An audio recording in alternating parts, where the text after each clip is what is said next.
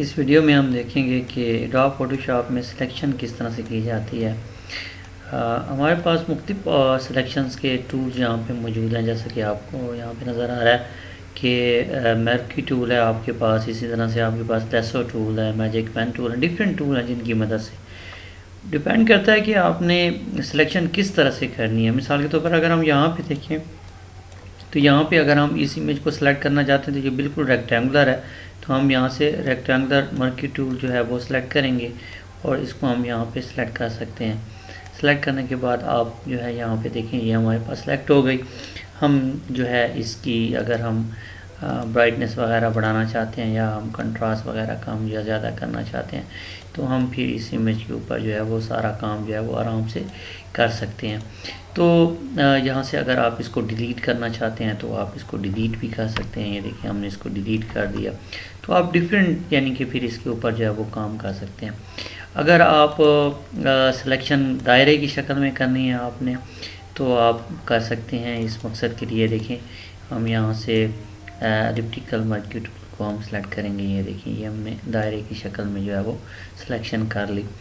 तो आप जो है इसमें जो है एडजस्टमेंट में जाके इसमें हम कलर बैलेंसिंग में जाके देखें कि हम इसके जो है वो कलर्स वगैरह जो वो चेंज कर सकते हैं। कंट्रोल जो है वो आपने सिलेक्शन करने के बाद इसको डी सेलेक्ट करना है। कंट्रोल डी की जो है वो इसकी शॉर्टकट की होती है, इससे आपकी सिलेक्शन जो है वो डी सेलेक्ट हो जाती है।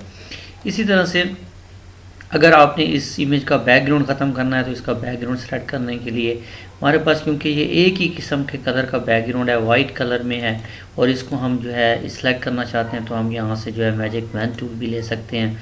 यहाँ पे हम क्लिक करेंगे तो ये देखिए ये आपके पास सेलेक्ट हो जाएगा। इसमें हमारे पास जो है जब आप सिलेक्शन करते हैं तो मे बी आपके पास जो है वो सिलेक्शन जो है वो इसमें वाइट कलर को सिलेक्ट कर लेगा, जहाँ पे आप क्लिक कर रहे हैं उसी किस्म के कलर को सिलेक्ट कर लेगा। तो आप जो है इसमें टॉलरेंस जो है वो अगर आप कम कर दें, इसमें आप इसको 10 पे हम रखते हैं और नाउ अब हम इसमें जो है इसको सिलेक्शन करते हैं तो आप देखें कि अब हमारी सिलेक्शन जो है वो बिल्कुल ठीक जो है वो हो चुकी है। क्योंकि हम डिलीट कर देते हैं, ये देखें हमने इसका बैकग्राउंड जो है वो डिलीट कर दिया है। इसी तरह से हम जो है इसका जो है बैकग्राउंड में कोई और जो है वो बैकग्राउंड जो है वो हम डाल सकते हैं। ये देखिए इसके बैकग्राउंड में हम डाल देते हैं, ये देखिए जी। तो ये हमने इस तरह से ये इसकी सिलेक्शन जो है वो कर ली। तो हमारे पास मुख्तलिफ़ किस्म के सिलेक्शंस के टूल जो हैं वो मौजूद हैं जिनकी मदद से हम एडोब फोटोशॉप में जो है वो सिलेक्शन कर सकते हैं। मिसाल के तौर पर देखें हम कोई इमेज जो है वो हम ओपन कर लेते हैं। ये देखें ये हमने इमेज ओपन कर ली।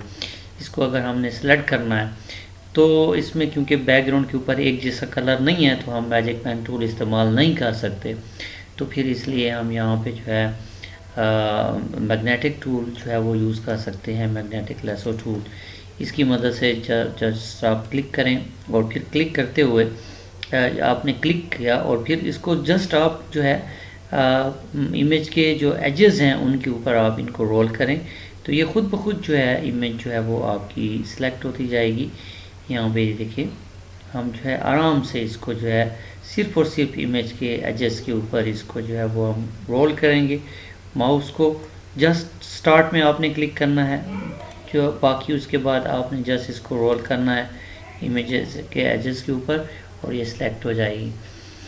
अब बाज़ औक़ात ऐसे होता है जैसे अगर हमने ये इमेज सेलेक्ट कर लिया लेकिन हम बेसिकली इसका बैकग्राउंड सेलेक्ट करना चाहते थे तो हम सेलेक्ट में जाके इसको इन्वर्स कर लेंगे, तो इस तरह से ये इन्वर्स सेलेक्ट हो जाएगा। अब हमारे पास जो है ये इमेज का बैकग्राउंड जो है वो क्या हो गया, सिलेक्ट हो गया है। नो हम इसको डिलीट कर सकते हैं। यहाँ से हमने ये इसको डिलीट कर दिया। आपने देखा कि हमने जो है इमेज जो है वो किस तरह से हमने सेलेक्ट कर ली और आप देख रहे हैं कि इमेज हमने किस तरीके से सिलेक्ट कर ली है।